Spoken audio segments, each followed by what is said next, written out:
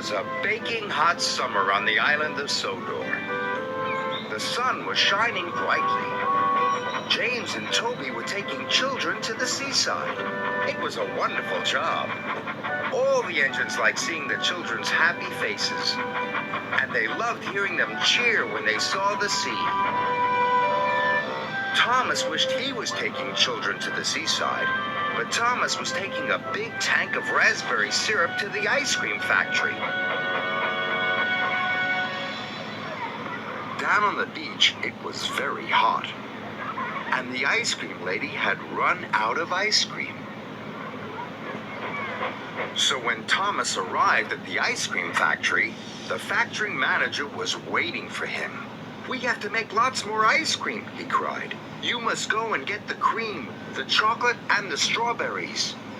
Thomas was disappointed. He had lots to collect, and he wanted to take children to the seaside.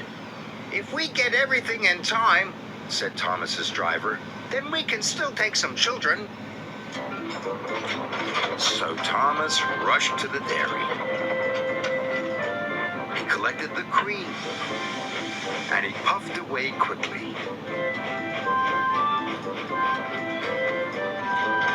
Next, Thomas had to collect some strawberries, so he raced through the countryside to Farmer McColl's. Then Thomas had to stop for James. "Out of the way," snorted James. "Passenger train coming through." James's carriages were full of laughing children. They were going to the seaside. "Why does James get to take the children?" moaned Thomas. At last, the crossing was clear, and Thomas puffed away.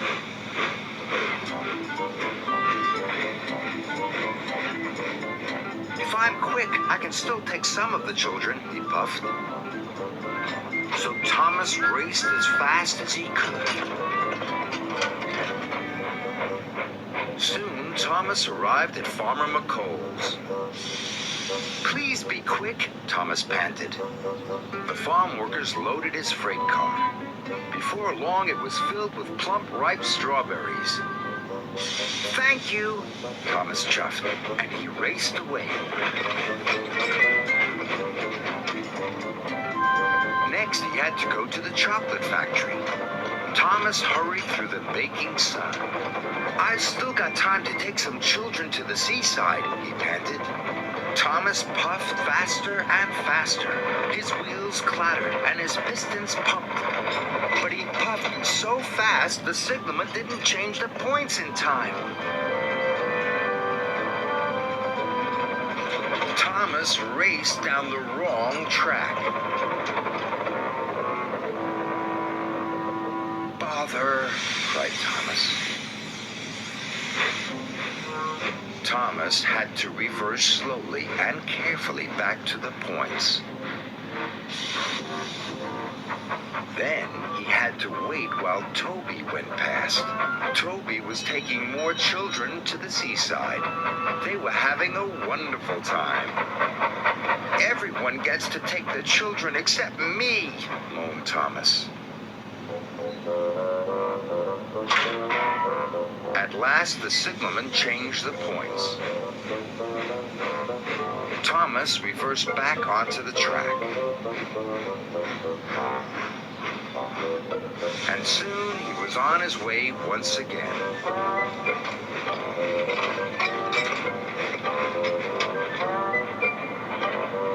When Thomas arrived at the chocolate factory, it was getting late.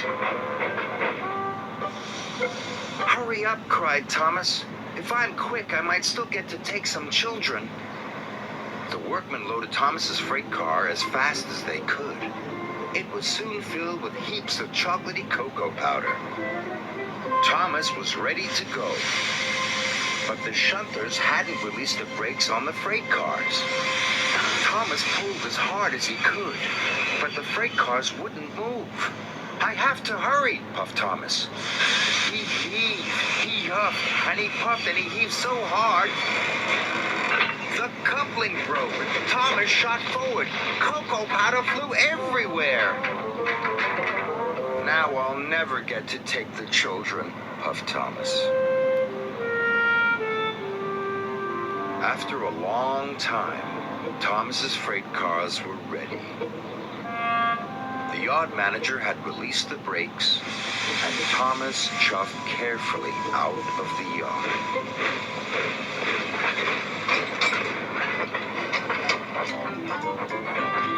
Finally, the track turned left past the old church. Thomas arrived at the ice cream factory. He thought his job was nearly done, but he was wrong. The factory manager was waiting for him.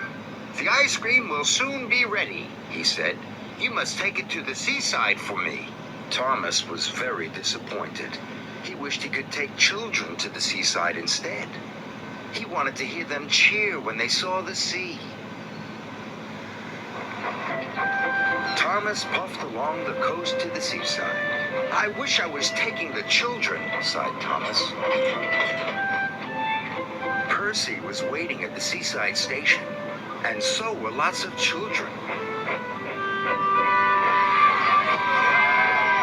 They all cheered as Thomas pulled into the station.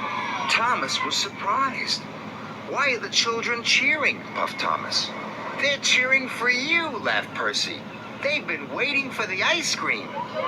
The children were delighted to see Thomas and delighted to eat the ice cream. Thomas loved seeing the children laugh and cheer. Sir Topham Hatt was waiting with the children. "Today you have worked extra hard," said Sir Topham Hatt. "You are a really useful engine." "Delivering ice cream is a fun job after all," puffed Thomas. He was very happy.